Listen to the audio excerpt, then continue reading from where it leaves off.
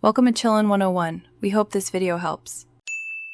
You begin by confirming why you want to turn off the Airtag, stop tracking, or remove it from an account. Once done, make sure the iPhone linked to the Airtag is nearby and unlocked so you can remove it from Find My. Next, press down on the stainless steel back and rotate counterclockwise to release the cover. This gives you access to the CR2032 battery. Removing power is the practical way to disable tracking. With the back off, you remove the CR2032 battery to stop the Airtag from broadcasting. This is how and why it works. The device needs that coin cell to power Bluetooth and UWB radios. Once you lift the battery out, the Airtag will cease emitting location signals. Make sure to pull straight up to avoid bending contacts, and if you plan to discard the Airtag, recycle the battery properly to prevent environmental harm.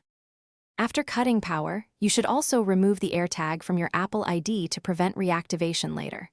On your iPhone, open Find My, select the Airtag, and tap Remove Item.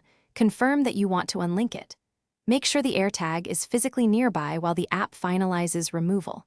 If removal fails, restart your iPhone and toggle Bluetooth.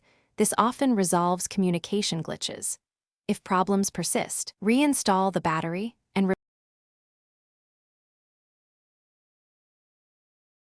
Thanks for watching. Consider subscribing if we helped you.